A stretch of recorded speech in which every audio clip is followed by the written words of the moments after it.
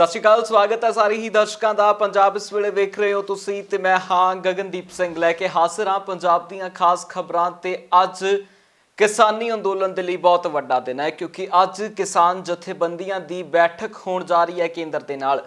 ਕੇਂਦਰ ਦੀ ਇਸ ਬੈਠਕ ਦੇ ਵਿੱਚ ਕਿਸਾਨਾਂ ਦੀਆਂ 40 ਜਥੇਬੰਦੀਆਂ ਦੇ ਆਗੂਆਂ ਨੂੰ ਪਹੁੰਚਣ ਦੇ ਲਈ एक पत्र भेजा गया सी, जिस पत्र के उत्ते किसान जथेबंदियां ने भी सहमति जताई है। तो अज 2 बजे विज्ञान भवन दे विच बैठक होनी है। इस बैठक तो बहुत वड्डियां उम्मीदां ने, पर सस्पेंस भी बरकरार है कि आखिरकार इस मीटिंग दे विच किन्हां मदां दे उत्ते गलबात होवेगी।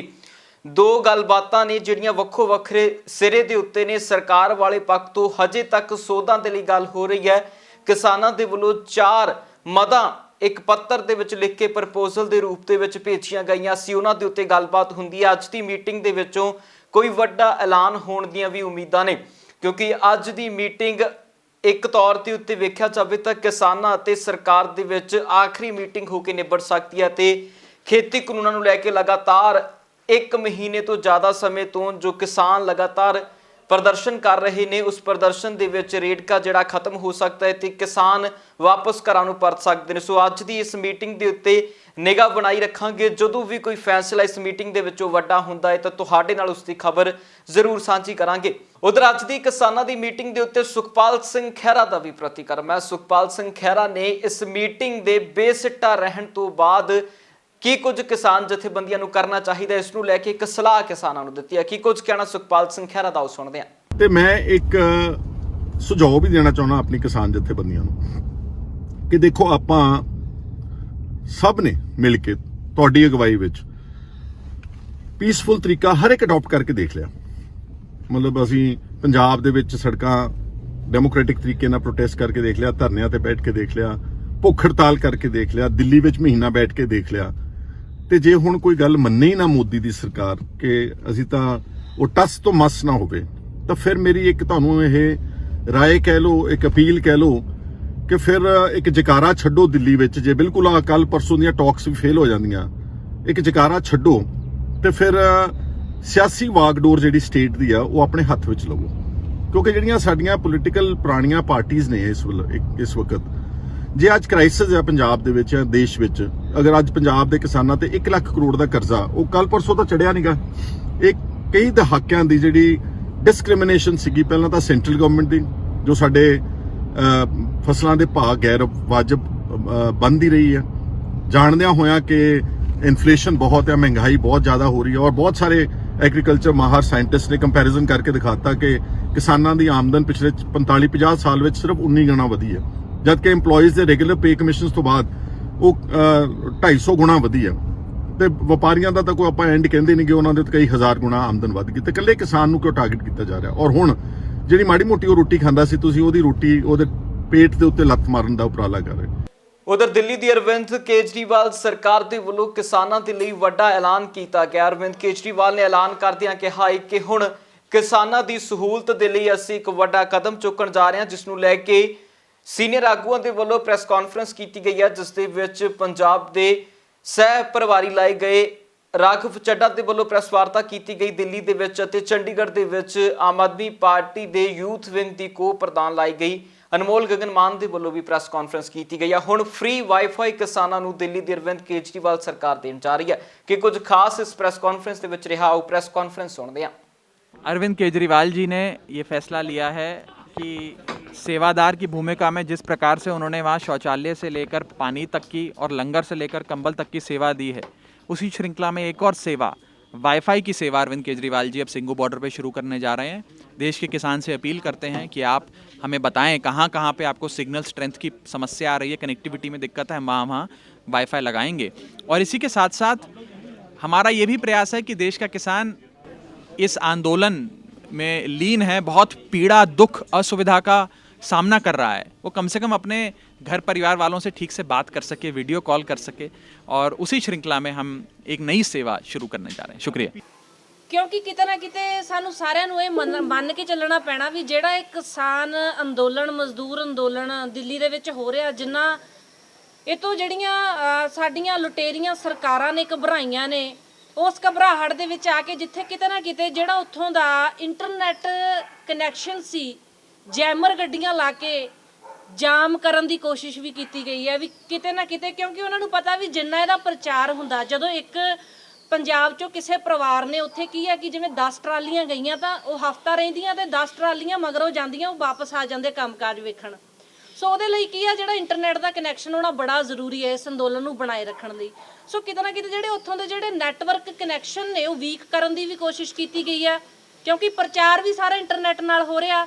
ਇਹ ਅੰਦੋਲਨ ਨੇ ਜਿੰਨਾ ਜ਼ੋਰ ਫੜਨਾ, ਜਿੰਨਾ ਪ੍ਰਚਾਰ ਵੀਡੀਓਜ਼ ਦਾ ਦਿਖਾ ਕੇ ਦੁਨੀਆ ਭਰ ਦੇ ਵਿੱਚ ਜਿਹੜੀ ਅੱਜ ਮੋਦੀ ਸਰਕਾਰ ਤੇ ਲਾਹਨਤ ਵੀ ਪੈ ਰਹੀ ਆ, ਉਹ ਇੰਟਰਨੈਟ ਨਾਲ ਦੇਖ ਕੇ ਸਾਰੀਆਂ ਜਿਹੜੇ ਸਾਡੇ ਗਵਾਂਢੀ ਸੂਬੇ ਦੀਆਂ ਸਰਕਾਰਾਂ ਪਾ ਰਹੀਆਂ ਨੇ। ਸੋ ਜਿਹੜੀ ਅੱਜ ਇਹ ਸੋਸ਼ਲ ਮੀਡੀਆ ਦੀ ਭੂਮਿਕਾ, ਚਾਹੇ ਉਹ ਫੇਸਬੁੱਕ ਆ ਜਾਂ YouTube ਵਰਗੇ ਉੱਥੇ ਚੈਨਲ ਖੁੱਲੇ ਹੋਏ ਨੇ, ਕਿਸਾਨਾਂ ਦੇ IT ਸੈੱਲ ਬਣੇ ਨੇ, ਉਹਨਾਂ ਨੂੰ ਵੀ ਬੰਦ ਕਰਵਾਇਆ ਗਿਆ, ਕਿਉਂਕਿ ਉਹਨਾਂ ਨੂੰ ਪਤਾ ਵੀ ਸਾਰਾ ਜਿੰਨਾ ਕਿਸਾਨੀ ਅੰਦੋਲਨ ਜ਼ੋਰ ਫੜ ਰਿਹਾ ਉਹ ਸਾਰਾ ਇੰਟਰਨੈਟ ਨਾਲ ਹੀ ਉਸ ਚੀਜ਼ ਦਾ ਅੱਗੇ ਵਧਾਇਆ ਜਾ ਰਿਹਾ। ਸੋ ਦਿੱਲੀ ਸਰਕਾਰ ਉੱਥੇ ਫ੍ਰੀ ਵਾਈਫਾਈ ਦੀ ਸਹੂਲਤ ਬਾਰਡਰ ਉੱਤੇ ਮੁਹੱਈਆ ਕਰਵਾਏਗੀ, ਜਿੱਥੇ ਜਿੱਥੇ ਲੋੜ ਆ, ਜਿੱਥੇ ਕਿਸਾਨ ਕਹਿਣਗੇ ਹਰ ਬਾਰਡਰ ਉੱਤੇ ਮੁਹੱਈਆ ਕਰਵਾਈ ਜਾਊਗੀ। ਬਾਕੀ ਸਹੂਲਤਾਂ ਜਿੱਥੇ ਹੁਣ ਤੱਕ ਦੇ ਰਹੇ ਸੀ ਉਹਦੇ ਨਾਲ ਹੁਣ ਉਹਨਾਂ ਨੂੰ ਵਾਈਫਾਈ ਦੀ ਮੁਫਤ ਸਹੂਲਤ ਦਿੱਲੀ ਕੇਜਰੀਵਾਲ ਸਰਕਾਰ ਵੱਲੋਂ, ਆਮ ਆਦਮੀ ਪਾਰਟੀ ਦੀ ਸਰਕਾਰ ਵੱਲੋਂ ਦਿੱਤੀ ਜਾਊਗੀ।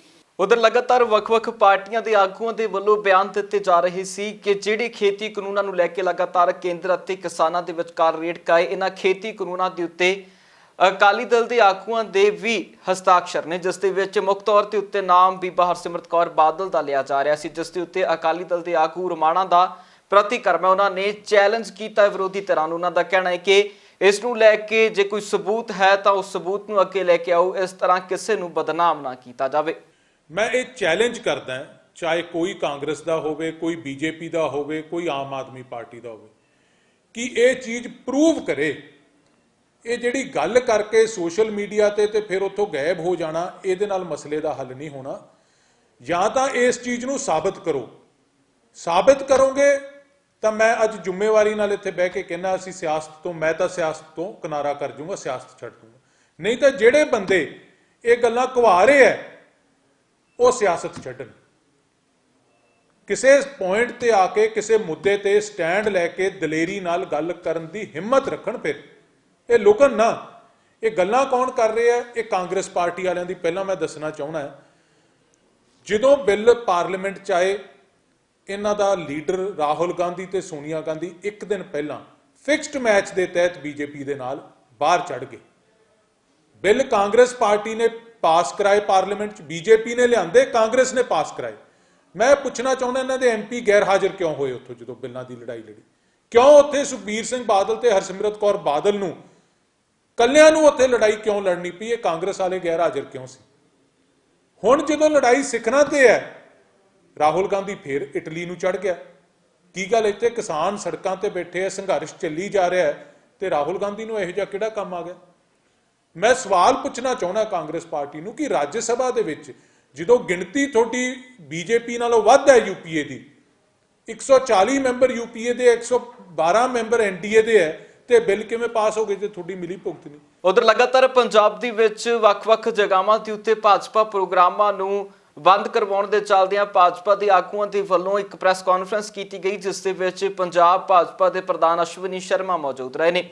ਇਸ ਮੌਕੇ ਦੇ ਉੱਤੇ ਅਸ਼ਵਨੀ ਸ਼ਰਮਾ ਨੇ ਵਿਰੋਧੀਆਂ ਦੇ ਉੱਤੇ ਕਰੜੇ ਸ਼ਬਦੀ ਵਾਰ ਕੀਤੇ ਨੇ ਤੇ ਕਾਂਗਰਸ ਦੇ ਉੱਤੇ ਗੰਭੀਰ ਇਲਜ਼ਾਮ ਲਾਏ ਨੇ, ਤੇ ਇਸ ਮੌਕੇ ਦੇ ਉੱਤੇ ਉਹਨਾਂ ਰਵਨੀਤ ਬਿੱਟੂ ਦੇ ਵੀ ਪੁਤਲੇ ਸਾੜਨ ਦੀ ਗੱਲ ਆਖੀ ਹੈ।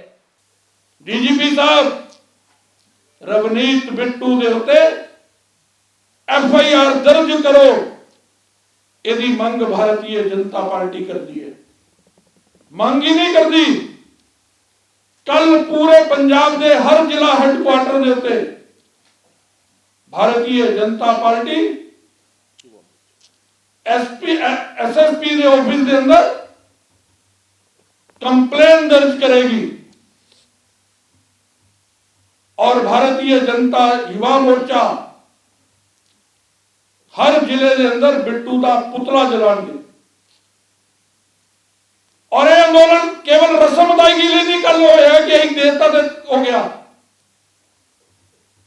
भारतीय जनता पार्टी 2 तरीक ਨੂੰ अनमिथे समय ਲਈ लुधियाना के अंदर जब तक बिट्टू दे उत्ते FIR दर्ज नहीं होंगी, ਜਿਹੜੇ समाज ਨੂੰ ਤੋੜਦੇ ਨੇ, ਜਿਹੜੇ समाज ਦਾ ਵਿਭਾਜਨ ਕਰਦੇ ਨੇ, ਜਿਹੜੇ ਪੰਜਾਬ ਦੇ ਅਮਨ ਔਰ ਭਾਈਚਾਰੇ ਦੇ ਉੱਤੇ ਚੋਟ ਪਹੁੰਚਾਉਂਦੇ ਨੇ, ਐਸੇ ਵਿਅਕਤੀ ਦੇ ਉੱਤੇ FIR ਦਰਜ ਹੋਣ तो जब तक नहीं हो जाती, पार्टी लुधियाना ਦੇ ਅੰਦਰ ਅਣਮਿੱਥੇ ਸਮੇਂ ਲਈ ਅੰਦੋਲਨ ਦੀ ਸ਼ੁਰੂਆਤ 2 ਤਰੀਕ ਨੂੰ ਕਰਨ ਜਾ ਰਹੀ ਹੈ।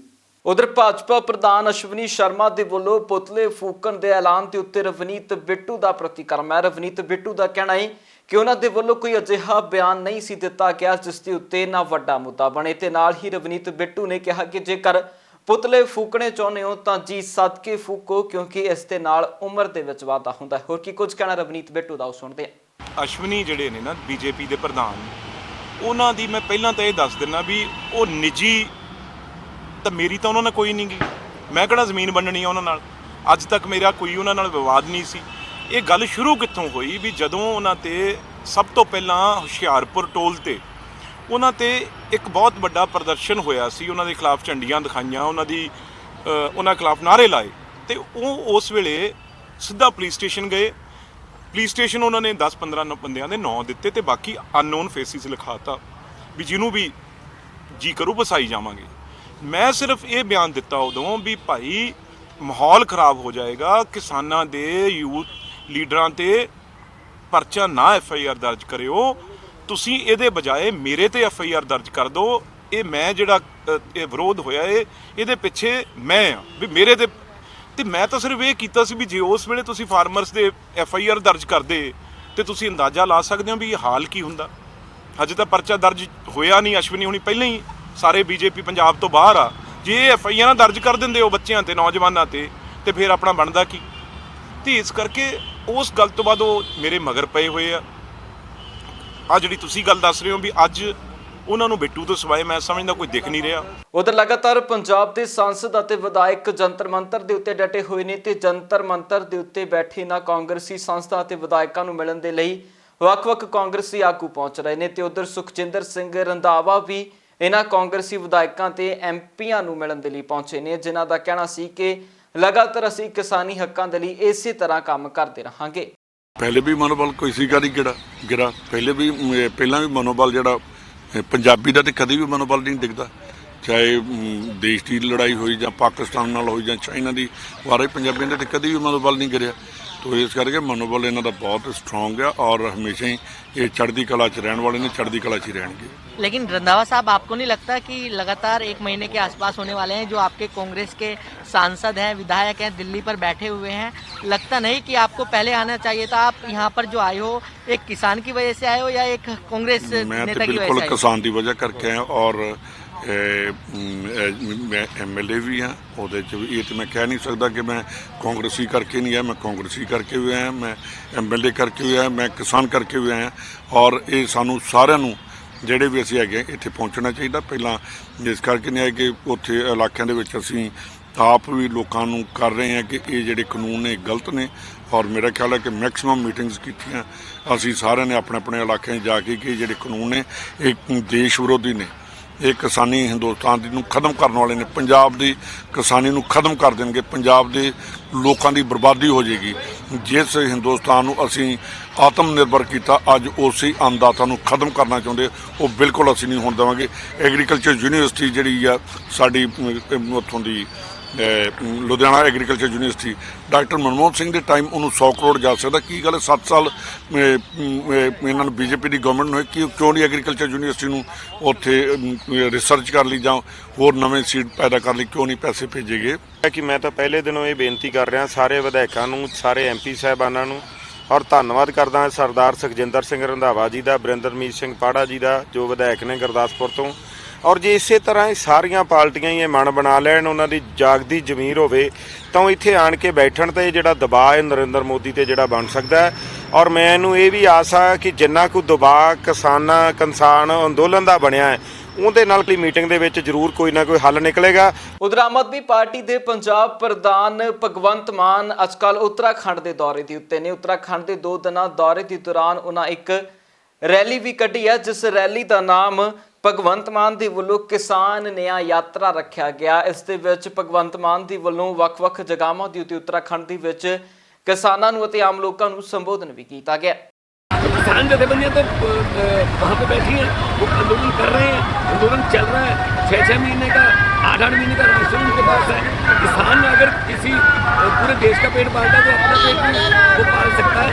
इसलिए ये आंदोलन जो है पूरा अंतर्राष्ट्रीय रूप ले चुका है, पूरा इन्होंने संज्ञान लिया है। लेकिन ये सरकार आई थी सबका साथ सबका विकास करना देखिए चल रही है। हम तो हमारे मोदी शाह से बचाने के लिए हम यहाँ ये काशीपुर और रुद्रपुर तक जाएंगे, कल नहर कमता और खट्टीमा तक। उधर बीते दिनां श्री फतेहगढ़ साहिब की धरती के उत्ते पहुंचे सुखवीर बादल नूं विरोध का सामना करना पिया सी, जिस मौके के उत्ते लोगों के वलों सुखवीर बादल नूं कालियां झंडियां विखाईयां गईयां ते नारेबाजी भी की गई, जिस दे उत्ते अकाली दल के आगू प्रोफैसर प्रेम सिंह चंदूमाजरा के वलों प्रैस वार्ता की गई है। प्रोफैसर प्रेम सिंह चंदूमाजरा का कहना है कि यह सारा कुछ विरोधी धਿਰਾਂ ਦੇ ਵੱਲੋਂ करवाया गया है। श्री फतेहगढ़ साहब की धरती ते कल जिहड़ी मंदभागी घटना वापरी आ, कांग्रसियां वालों ये हुल्लड़बाजी की गई आ शहीदां दे पवित्र स्थान ते और पवित्र जो असी शरधा ते सत्कार भेंट कर लई उस महान पवित्र स्थान ते जाने आ, उस धरती ते कांग्रसियां वालों हुल्लड़बाजी करनी बहुत ही निंदनयोग आ। और श्रोमणी अकाली दल ने इसका सख्त नोटिस लिया। वैसे तो हर नानक नाम लेवा गुरु घर दे विच विश्वास रखण वाला और साहिबजादियां दी शहादत नूं सिर झुकाउण वाला हर व्यक्ति इस घिनौणी घटना की निंदा करदा। श्रोमणी अकाली दल इस घटना नूं गंभीरता नाल लैंदा और कांग्रेस नूं इस गल की चेतावनी दिंदा कि ये जिहड़ी भाजी पाई आ ये श्रोमणी अकाली दल चुप करके नहीं बैठेगा। कांग्रेस सूबे का माहौल खराब करना चाहती आ, खाना जंगी कराउणा चाहती आ, अपनियां नाकामियां लुकाउण लई अपने घोटाले ते अपनी अपहुदरियां ਨੂੰ ਲੁਕਾਉਣ ਲਈ ਮਿਸਮੈਨੇਜਮੈਂਟ ਨੂੰ ਲੁਕਾਉਣ ਲਈ ਇਹ ਇਸ ਕਿਸਮ ਦੀਆਂ ਕਾਰਵਾਈਆਂ ਵੱਲ ਤੁਰੀ ਹੋਈ ਆ। ਔਰ ਮੈਂ ਸਮਝਦਾ ਕਾਂਗਰਸ ਕਿਸਾਨੀ ਸੰਘਰਸ਼ ਨੂੰ ਢਾਹ ਲਾਉਣ ਲਈ ਵੀ ਏਜੰਸੀਆਂ ਦੇ ਹੱਥਾਂ ਵਿੱਚ ਖੇਡ ਰਹੀ ਆ ਕੈਪਟਨ ਅਮਰਿੰਦਰ ਸਿੰਘ ਦੀ ਸਰਕਾਰ। ਔਰ ਕਿਸੇ ਕਿਸਾਨ ਜਥੇਬੰਦੀ ਵੱਲੋਂ ਕਿਸੇ ਕਿਸਾਨ ਆਗੂ ਵੱਲੋਂ ਕਿਸੇ ਤਰ੍ਹਾਂ ਵੀ ਇਸ किस्म की घटना ਵਿੱਚ शामिल नहीं होया जा सकता, क्योंकि श्रोमणी अकाली दल किसान संघर्ष ਵਿੱਚ किसान जथेबंदियां ਦੇ अगवाई वाले रोल ਨੂੰ स्वीकारदा होया उस संघर्ष ਵਿੱਚ अपनी समर्था अनुसार डे 1 ਤੋਂ हिस्सा पा रहा। उधर किसानों के हक के विच कलाकारां ते आम लोगों के वलों मिल के अमृतसर के विच जागो कड्ढी गई है। किसानी अंदोलन नूं समर्थन दिंदिआं जागो कड्ढी गई है ते इस जागो दे विच नवजोत सिंह सिद्धू दे नां होण दे चलदिआं इह जागो नवजोत सिंह सिद्धू दे घर दे बाहर भी पहुंची। देखो असीं अज सारे इलाका निवासियों ने अपने सारे ही भैणां भरावां दे नाल मिल के ये प्लान किया कि एक रोस वाली जिहड़ी जागो हैगी आ काली जागो जिहड़ी कड्ढी जावे। और अज असी ये जागो जिहड़ी आ इत्थों राजन मान जी इन्हां दे घर तो शुरू करांगे, इस तो बाद साडे घर जाएगी, उस तो बाद हरचरण भाई दे घरे जाएगी और इस तरह अगे अगे तुरदी होई असी अपनियां बोलियां दे राहीं अपने गीतां दे राहीं जिहड़ा रोस हैगा वा उहनूं इन्हां बोलियां दे राहीं और जागो दे राहीं दर्शावांगे। ये अज असी जागो का प्रोग्राम रखिया वा जिहड़ी प्रधानमंत्री नरेंद्र मोदी जिहड़ा इस वक्त सरकार जिहड़ी आउंदी आ सेंटर की सरकार सुत्ती पई आ उहनूं जगाउण वास्ते असी जिहड़ी आ ये अज जागो का प्रोग्राम रखिया वा, क्योंकि ये कारपोरेट घराणिਆਂ ਦੇ नशे ਦੇ ਵਿੱਚ ਜਿਹੜਾ ਨੋਟਾਂ ਦਾ ਨਸ਼ਾ ਨਾ ਉਹਦੇ 'ਚ ਮੋਦੀ ਸਰਕਾਰ ਖਾਸ ਕਰਕੇ ਸਾਡਾ ਪ੍ਰਧਾਨ ਮੰਤਰੀ ਜਿਹੜਾ ਵਾ ਉਹ ਨਸ਼ੇ ਦੇ ਵਿੱਚ ਉਹਦੇ ਝੂਲਿਆਂ ਦੇ ਝੂਲ ਰਿਹਾ ਵਾ ਸੁੱਤਾ ਪਿਆ। ਉਹਨੂੰ ਜਗਾਉਣ ਵਾਸਤੇ ਅਸੀਂ ਇੱਕ ਜਾਗੋ ਕੱਢੀ ਆ ਕਿ ਅੱਗੇ ਜਿਹੜੀ ਅਸੀਂ ਕਾਲੀ ਦੀਵਾਲੀ ਮਨਾਈ ਆ ਇਹਦੀਆਂ ਕਾਰਨਾਂ ਕਰਕੇ ਹਾਕਮ ਦੀਆਂ ਕਾਰਨਾਂ ਕਰਕੇ ਤੇ ਅਸੀਂ ਹੁਣ ਜਿਹੜੇ ਆ ਇਹ ਸਾਡਾ ਨਵਾਂ ਸਾਲ ਵੀ ਆ ਜਿਹੜਾ ਇਹ ਵੀ ਸਾਡਾ ਕਾਲਾ ਜਾ ਰਿਹਾ, ਆਉਣ ਵਾਲੀ ਲੋਹੜੀ ਆਉਣ ਵਾਲੀ ਆ, ਸਾਡੇ ਤਿਉਹਾਰ ਜਿਹੜੇ ਆ ਅਸੀਂ ਸਾਰੇ ਤਿਉਹਾਰ ਜਿਹੜੇ ਕਾਲੇ ਤਿਉਹਾਰ ਮਨਾਵਾਂਗੇ ਜਦੋਂ ਤੱਕ ਇਹ ਕਿਸਾਨਾਂ ਦੀਆਂ ਜਿਹੜੇ ਕਾਲੇ ਕਾਨੂੰਨ ਹੈ ਵਾਪਸ ਨਹੀਂ ਲਏ ਜਾਂਦੇ। ਦੇਖੋ ਜੀ, ਇਹ ਜਿਹੜਾ ਅੱਜ ਅਸੀਂ ਆਪਣੀ ਹੋਲੀ ਸਿਟੀ ਨਿਵਾਸੀਆਂ ਨੇ ਸਾਰਿਆਂ ਨੇ, ਹੋਲੀ ਸਿਟੀ ਸਾਡੇ ਅੰਮ੍ਰਿਤਸਰ 'ਚ, ਔਰ ਉਹਦੇ ਵੱਲੋਂ ਅਸੀਂ ਇੱਕ ਜਾਗੋ ਦਾ ਜਿਹੜਾ ਪ੍ਰੋਗਰਾਮ ਆਯੋਜਿਤ ਕੀਤਾ। ਇਹਦਾ ਮਕਸਦ ਵੀ ਉਹੀ ਆ ਜਿਹੜਾ ਕੱਲ ਸਾਡੇ ਪੂਰੇ ਕਲੋਨੀ ਨੇ ਇੱਕ ਬਹੁਤ ਵੱਡੀ ਜਿਹੜੀ ਆ ਕਿਸਾਨਾਂ ਦੇ ਹੱਕ ਦੇ ਵਿੱਚ ਰੈਲੀ ਕੀਤੀ ਅੰਮ੍ਰਿਤਸਰ ਦੇ ਵਿੱਚ, ਔਰ ਅੰਮ੍ਰਿਤਸਰ ਦੀਆਂ ਵੱਖ-ਵੱਖ ਥਾਵਾਂ ਤੇ ਜਾ ਕੇ ਪੂਰੇ ਜਿਨ੍ਹਾਂ ਨੂੰ ਨਹੀਂ ਸੀ ਪਤਾ ਉਹਨਾਂ ਨੂੰ ਵੀ ਦੱਸਿਆ, ਔਰ ਭਾਰਤ ਸਰਕਾਰ ਦੇ ਕੰਨ ਖੋਲ੍ਹਣ ਦੀ ਇੱਕ ਕੋਸ਼ਿਸ਼ ਕੀਤੀ। ਔਰ ਇਸੇ ਕੋਸ਼ਿਸ਼ ਦੇ ਵਿੱਚ ਅੱਜ ਅਸੀਂ ਜਿਹੜੀ ਇਹ ਜਾਗੋ ਦਾ ਆਯੋਜਿਤ ਕੀਤਾ। ਤੁਸੀਂ ਦੇਖੋ ਕਿ ਸਾਡੇ ਸਾਰੇ ਭੈਣ ਭਰਾ, ਸਾਡੀਆਂ ਭੈਣਾਂ ਜਿਹੜੀਆਂ ਨੇ ਉਹ ਕਿੱਡੇ ਵੱਡੇ ਪੱਧਰ ਦੇ ਉੱਤੇ ਬੜੇ ਜੋਸ਼ੋ ਖਰੋਸ਼ ਦੇ ਨਾਲ, ਬੱਚੇ ਬਜ਼ੁਰਗ ਹਰ ਪੀੜ੍ਹੀ ਦੇ ਲੋਕ ਜਿਹੜੇ ਨੇ ਇਹਦੇ ਵਿੱਚ ਇਹਦਾ ਹਿੱਸਾ ਬਣੇ ਨੇ। ਔਰ ਇਹਦਾ ਮਕਸਦ ਵੀ ਉਹੀ ਹੈ ਕਿ ਅਸੀਂ ਜਿਹੜੇ ਭਾਰਤ ਸਰਕਾਰ ਨੇ ਖੇਤੀ ਦੇ 3 ਕਾਨੂੰਨ ਜਿਹੜੇ ਨੇ ਸਾਡੇ ਵਿਰੋਧ ਦੇ ਵਿੱਚ, ਪੂਰੀ ਕਿਸਾਨੀ ਦੇ ਪੂਰੇ ਦੇਸ਼ ਦੇ ਵਿਰੋਧ ਵਿੱਚ ਜਿਹੜੇ ਨੇ ਉਹ ਬਿਨਾਂ ਕਿਸੇ ਦੀ ਸਲਾਹ ਮਸ਼ਵਰੇ ਤੋਂ ਜਿਹੜੇ ਨੇ ਪਾਸ ਕੀਤੇ ਨੇ, ਉਹਨਾਂ ਦੇ ਵਿਰੋਧ ਦੇ ਵਿੱਚ ਉਹਨਾਂ ਦਾ ਅਸੀਂ ਪੂਰੀ ਤਰ੍ਹਾਂ ਜਿਹੜਾ ਅਸੀਂ ਉਹਦੀ ਵਿਰੋਧਤਾ ਕਰਦੇ ਹਾਂ। ਔਰ ਉਸ ਵਿਰੋਧਤਾ ਨੂੰ ਜਿਹੜਾ ਅਸੀਂ ਵਿਰੋਧ ਕਰਨ ਦੇ ਲਈ ਵਾਸਤੇ ਇਹ ਜਿਹੜੀ ਅਸੀਂ ਰੈਲੀ ਆ ਜਿਹੜੀ ਜਾਗੋ ਆ ਉਹ ਆਯੋਜਿਤ ਕੀਤੀ। ਉਧਰ ਕਿਸਾਨੀ ਅੰਦੋਲਨ ਨੂੰ ਸਮਰਥਨ ਆਮ ਲੋਕਾਂ ਦਾ ਵੀ ਲਗਾਤਾਰ ਮਿਲਦਾ ਜਾ ਰਿਹਾ। ਦਿੱਲੀ ਦੇ ਵੀ ਆਮ ਲੋਕਾਂ ਦੇ ਵੱਲੋਂ ਇਸ ਨੂੰ ਸਮਰਥਨ ਦਿੱਤਾ ਗਿਆ। ਦਿੱਲੀ ਦੇ ਕਰੋਲ ਬਾਗ ਦੇ ਦੁਕਾਨਦਾਰਾਂ ਨੇ ਆਪਣੇ ਪੱਧਰ ਦੇ ਉੱਤੇ ਕਿਸਾਨਾਂ ਨੂੰ ਸਮਰਥਨ ਦਿੱਤਾ ਹੈ ਤੇ ਇਸ ਮੌਕੇ ਦੇ ਉੱਤੇ ਕਿਸਾਨਾਂ ਦੇ ਹੱਕ ਦੇ ਵਿੱਚ ਨਾਅਰੇਬਾਜ਼ੀ ਕੀਤੀ ਹੈ। हमारी एक ही मांग है, जो मोदी सरकार, बीजेपी सरकार, केंद्र सरकार ने ये 3 काले कानून लागू किए हैं, जिससे किसान की पूरी ही हर तरह से उनकी अर्थव्यवस्था हिल चुकी है, उनके घर परिवार हिल चुका है। आज का किसान एक धरने पे बैठा हुआ है, पो की ठंड है, कितनी ठंड है। आज हम एक रात को छत का चक्कर भी मारते हैं, हमें ठंड कितनी महसूस होती है। तो हम एक बार उनकी जगह रख के सोचें कि वो किसान कितनी ठंड में बॉर्डर पे बैठा हुआ है, ट्रॉलियों में बैठ के सो रहे हैं, ठंडे पानी से नहा रहे हैं। तो एक बार हम उनकी जगह रख के देखें, उनकी कितनी मांगे हैं। उनकी कोई सिर्फ एक मांग है, जो कानून ये लागू किए हैं इसको कैंसिल किया जाए, क्योंकि उनको कहीं ना कहीं इस कानून से दिक्कत है। किसान जो अन्नदाता है, जो बीज के हमें हमारे घर तक राशन पहुंचाता है, अगर आज उसी को संकट में हो रहा है तो आम पब्लिक का कितनी प्रॉब्लम होगी। क्योंकि आज किसान इसलिए संघर्ष कर रहा है क्योंकि उसे पता है इससे महंगाई बढ़ेगी और इससे आम जनता की जेब के ऊपर भी खर्चा पड़ेगा। ये कानून काला वापस लिया जाए जी, ये हमारा इसके लिए है। तो हमारे भाई है, किसान भाई साहब है, हम सब साथ हैं, हम सब किसान हैं। ये जितना काला कानून ये आया है किसान का लिए, इसको हम चाहते हैं इसको वापस लिया जाए और हमारे मांगे पूरे करी जाए। तो किसानों का सपोर्ट कर रहे हैं आप? बिल्कुल कर रहे हैं जी, हम खुद किसान हैं, हमारे पीछे पूर्वज सब किसान हैं, तो हम तो सब किसान भाइयों के साथ हैं। ਉਧਰ ਭਾਜਪਾ ਦੇ ਪੰਜਾਬ ਦੇ ਆਗੂ ਨੇ ਹਰਜੀਤ ਗਰੇਵਾਲ ਨੇ ਕਿਸਾਨੀ ਅੰਦੋਲਨ ਨੂੰ ਲੈ ਕੇ ਇੱਕ ਵੱਖਰਾ ਬਿਆਨ ਦਿੱਤਾ, ਜਿਸ ਬਿਆਨ ਤੋਂ ਬਾਅਦ ਸਿਆਸਤ ਗਰਮਾ ਰਹੀ ਹੈ। ਕੀ ਬਿਆਨ ਹੈ ਹਰਜੀਤ ਗਰੇਵਾਲ ਦਾ, ਉਹ ਸੁਣਦੇ ਹਾਂ। ਬੈਠਕ ਤਾਂ ਹੁੰਦੀ ਇਸੇ ਕਰਕੇ ਕਿ ਆਪਸ 'ਚ ਬੈਠਾਂਗੇ, ਕਿਸੇ ਵੀ ਸਮੱਸਿਆ ਦਾ ਹੱਲ ਨਿਕਲੇ ਆਉਂਦਾ। ਕਿਸਾਨ ਵੀ ਸਰਕਾਰ ਦੇ ਹੈ, ਸਰਕਾਰ ਵੀ ਕਿਸਾਨ ਦੀ ਹੈ, ਔਰ ਸਾਡੀ ਕੋਸ਼ਿਸ਼ ਵਿੱਚ ਇਹ ਹੈ ਕਿ ਕਿਸੇ ਤਰ੍ਹਾਂ ਵੀ ਕਿਸਾਨ ਦੀ ਵੀ ਰਿਸਪੈਕਟ ਰਹੇ, ਇੱਜ਼ਤ ਰਹੇ, ਔਰ ਸਰਕਾਰ ਦੀ ਵੀ ਰਿਸਪੈਕਟ ਰਹੇ, ਇੱਜ਼ਤ ਰਹੇ। ਦੋਨੋਂ ਇੱਕ ਦੂਜੇ ਦਾ ਸਮਾਧਾਨ ਵੀ ਹੋ ਜੇ ਗੱਲ ਦਾ, ਔਰ ਸ਼ਾਂਤੀਪੂਰਵਕ ਹੋ ਜੇ। ਤੇ ਇਸ ਗੱਲ 'ਚ ਲੱਗੇ ਹੋਏ ਹਾਂ ਕਿ ਕੋਈ ਕਿਸਾਨ ਦੀ ਜੇਬ 'ਚ ਪੈਸਾ ਨਹੀਂ ਹੋਏਗਾ ਤਾਂ ਦੁਕਾਨਦਾਰ ਦੀ ਦੁਕਾਨ ਵੀ ਨਹੀਂ ਚੱਲੇਗੀ, ਕਾਰਖਾਨੇਦਾਰ ਦਾ ਕਾਰਖਾਨਾ ਵੀ ਨਹੀਂ ਚੱਲੇਗਾ। ਕਿਸਾਨ ਔਰ ਖੇਤ ਮਜ਼ਦੂਰ ਦੀ ਜੇਬ 'ਚ ਪੈਸਾ ਹੋਣਾ ਬਹੁਤ ਜ਼ਰੂਰੀ ਆ। ਇਸ ਲਈ ਅਸੀਂ ਇਸ ਦੇ ਵਿੱਚ ਲੱਗੇ ਹੋਏ ਹਾਂ ਪੂਰੇ ਜ਼ੋਰ ਨਾਲ, ਔਰ ਇਹ ਹੱਲ ਹੋ ਜਾਣਾ ਚਾਹੀਦਾ। ਕੁਝ ਲੋਕਾਂ ਨੂੰ ਲੱਗਦਾ ਕਿ ਮੈਂ ਤੇ ਜਾਣੀ ਜੀ ਲੱਗੇ ਹੋਏ ਵੀ ਪਤਾ ਨਹੀਂ ਕਿਸਾਨ ਵਿਰੋਧੀ ਕੰਮ ਕਰ ਰਹੇ ਹਾਂ। ਨਾ ਕਿਸਾਨ ਵਿਰੋਧੀ ਕਰ ਰਹੇ ਹਾਂ, ਨਾ ਹੀ ਸਰਕਾਰ ਵਿਰੋਧੀ ਕਰ ਰਹੇ ਹਾਂ। ਦੋਨਾਂ ਦੀ ਗੱਲ ਰਹਿ ਜੇ, ਦੋਨਾਂ ਦੀ ਰਿਸਪੈਕਟ ਰਹੇ, ਉਹਦੇ 'ਚ ਅਸੀਂ ਲੱਗੇ ਹੋਏ। ਐਦਾਂ ਮੇਰਾ ਬਾਈਕਾਟ ਕੋਈ ਨਹੀਂ ਕਰ ਸਕਦਾ। ਉਹ ਜਿਹੜੇ ਆ ਉਹ ਜ਼ਰੂਰ ਉਹਨਾਂ ਨੇ ਕਿਹਾ, ਇਹ ਉਹਨਾਂ ਦੇ ਕਹਿਣ ਨਾਲ ਮੇਰਾ ਬਾਈਕਾਟ ਨਹੀਂ ਹੋ ਗਿਆ। ਔਰ ਮੇਰੀ ਜ਼ਮੀਨ ਠੇਕੇ ਦੇ ਦੇਣ ਵਾਸਤੇ ਉਹਨਾਂ ਨੇ ਰੌਲਾ ਪਾਇਆ ਤੇ ਮੇਰੀ ਜ਼ਮੀਨ ਤੇ ਕਬਜ਼ਾ ਕਰਨ ਦੀ ਗੱਲ ਕਰਦੇ ਆ। ਮੈਂ ਇੱਥੋਂ ਹੀ ਚੈਲੰਜ ਕਰਦਾ ਕਿ ਜ਼ਮੀਨ ਤੇ ਪੈਰ ਵੀ ਰੱਖ ਕੇ ਦਿਖਾ ਦੇਣ, ਜੇ ਉਹਨਾਂ 'ਚ ਹਿੰਮਤ ਹੋਵੇ ਤੇ ਮੈਨੂੰ ਦੱਸ ਦੇਣ, ਮੈਂ ਪਹੁੰਚੂੰਗਾ ਉੱਥੇ ਤੇ ਪੈਰ ਵੀ ਰੱਖਣ ਉਹ। ਤਾਂ ਇਸ ਲਈ ਇਹ ਗੁੰਡਾਗਰਦੀ ਜਿਹੜੀ ਪੰਜਾਬ 'ਚ ਪਣਪ ਰਹੀ ਆ, ਇਹਦਾ ਕਾਰਨ ਹੀ ਜਿਹੜਾ ਹੈਗਾ ਕੈਪਟਨ ਅਮਰਿੰਦਰ ਸਿੰਘ ਦੀਆਂ ਗਲਤ ਨੀਤੀਆਂ ਨੇ। ਉਹ ਪੁਲਿਸ ਪ੍ਰਸ਼ਾਸਨ ਨੂੰ ਕਾਨੂੰਨ ਦਾ ਰਾਜ ਸਥਾਪਿਤ ਕਰਨ ਨਹੀਂ ਦੇ ਰਿਹਾ ਤੇ ਇਸ ਕਰਕੇ ਉਹ ਚਾਹੁੰਦਾ ਕਿ ਮੋਦੀ ਜੀ ਦਾ ਚਿਹਰਾ ਖਰਾਬ ਹੋਵੇ। ਨਾ ਉਹ ਮੋਦੀ ਜੀ ਦਾ ਚਿਹਰਾ ਖਰਾਬ ਕਰ ਸਕਦਾ, ਨਾ ਉਹ ਸੋਨੀਆ ਤੇ ਰਾਹੁਲ ਨੂੰ ਬਚਾ ਸਕਦਾ, ਨਾ ਹੀ ਇਹ ਕਾਂਗਰਸ ਨੂੰ ਪੰਜਾਬ 'ਚ ਬਚਾ ਸਕਦਾ। ਇਹ ਤਾਂ ਜਾਣਗੇ ਅਰਾਜਕਤਾ ਕਿ ਕਿਹਦੀ ਤਾਕਤ ਹੈ ਕਿ ਮੋਬਾਈਲ ਤੋੜ ਜੇ। ਕਿਸਾਨ ਤਾਂ ਇਹ ਕੰਮ ਕਰਦਾ ਹੀ ਨਹੀਂ ਹੈ ਕਦੇ। ਕਿਸਾਨਾਂ ਨੇ ਤਾਂ ਇੱਥੋਂ ਬਾਰ-ਬਾਰ ਕਿਹਾ ਕਿ ਵੀ ਇਹ ਕੰਮ ਨਾ ਕਰੋ, ਕਾਨੂੰਨ ਨੂੰ ਹੱਥ 'ਚ ਨਾ ਲਾਓ, ਤੇ ਕਿਸਾਨ ਨਹੀਂ ਕਰ ਰਿਹਾ।